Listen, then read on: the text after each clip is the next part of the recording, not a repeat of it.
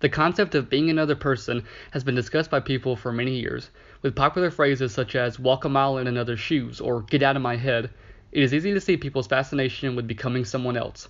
The popular and acclaimed director Charlie Kaufman drafted a script that dealt with this very concept. Spike Jonze's 1999 masterpiece, Being John Malkovich, uses numerous psychoanalytic film theory concepts to portray themes of desire, fantasy, the unconscious, and society's obsession with self-image.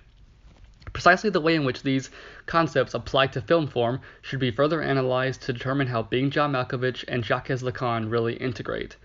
In terms of Being John Malkovich, the gaze is deployed through the cinema of intersection due to the realm of desire, which is the 7-point fifth floor and the puppet stage, and the realm of fantasy, which is John Malkovich's head, being distinctly separate, yet intersecting at certain points in the film, such as when Lottie and Maxine enter Malkovich's unconscious. This desire is one of the most prominent themes in the film, because not only does the entire film cause desire in the spectator, but the character's specific desires are what fuel the narrative. The narrative follows an unsuccessful puppeteer named Craig, who takes on a job filing papers in an office building, yet this office space is only about 5 feet high and is hidden between two normal floors of the building. This office represents pure desire because almost everyone in it simply acts on their desire, a la the Freudian id. Craig cannot control himself around Maxine because of his desire for her despite him being married. Maxine desires only money and fame.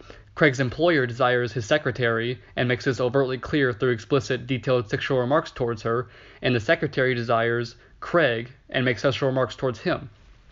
The desire for Maxine is accurate to real desire because desire involves wanting things that we do not have. Craig strongly desires Maxine but cannot have her due to her rejecting him based off his appearance and lack of money. This causes more desire in Craig because people desire obstacles more than the fulfillment of that desire. Despite this, Craig, and Lottie as well, since she also falls in love with Maxine later on in the film, attempt to fulfill this desire by entering Malkovich's conscious through a tunnel found in Craig's office and experiencing sexual/romantic encounters with her through Malkovich's eyes. Although this appears to provide pleasure to them, their desire is not really satisfied because they are simply watching the encounter through someone else's eyes, as well as the fact that they can only stay inside John Malkovich's head for exactly 15 minutes at a time. This shows the true nature of desire and how there is no end or fulfillment to desire because humans are a naturally desiring species. However, the characters are not the only ones in the equation that desire, because the spectator is the most important part of the cinema. Spike Jonze places the spectator in a position of a desiring subject that desires the knowledge of what is going on in the world of the film, the desire of the characters to find love, and the desire of John Malkovich to stop these people from getting in his head. The film also says something about the human condition and the way in which our society values money, looks, and fame, as well as how our desires can overtake us. Jonze and his crew does this through intersecting lighting and stage design, such as how the office has a low ceiling leading to a cramped and close feel. In addition, the mise-en-scène of the world of desire, which is the office floor and Craig's apartment, are cramped and messy with low lighting, while the world of fantasy, which is John's head, is always bright and spacious with beautiful props and design. This is the polar opposite of Craig's apartment, which is literally a zoo filled with chimpanzees and iguanas, which leads to a tone of a wild, loud, and inescapable zoo that Craig and his wife are trapped in.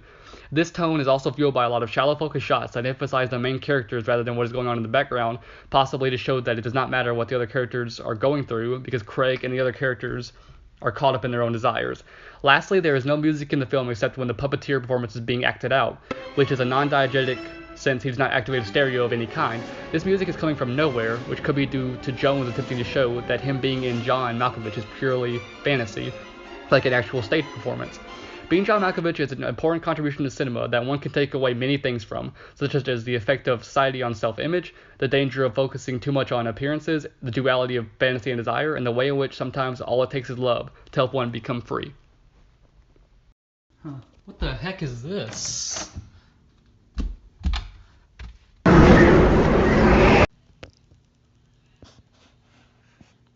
What? Where am I? Who am I? I'm still me. That means I still have to do this all in one night. Shit!